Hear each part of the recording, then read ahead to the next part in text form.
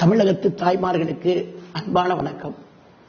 நாளைய தினம் சென்னை மாநகரத்தில் வள்ளுவர் கோட்டத்தில் அனைத்திந்திய அண்ணா திராவிட முன்னேற்றக் கழகத்தினுடைய பொதுச் செயலாளர், சட்டமன்றத்தினுடைய எதிர்க்கட்சித் தலைவர், புரட்சித் தமிழர் அண்ணன் எடப்பாடியார் அவர்களின் ஆணைக்கிணங்க அனைத்திந்திய அண்ணா திராவிட முன்னேற்றக் கழக மகளிர் அணியின் சார்பில் மிக பிரம்மாண்டமான ஒரு ஆர்ப்பாட்டம் நடைபெற இருக்கிறது.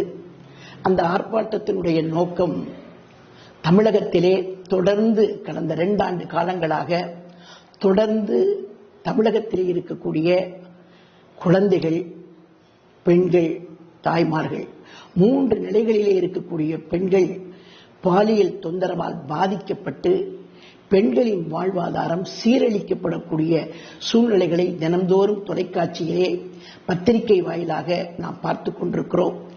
ஆனால் இது போன்ற குற்றச்செயலிலே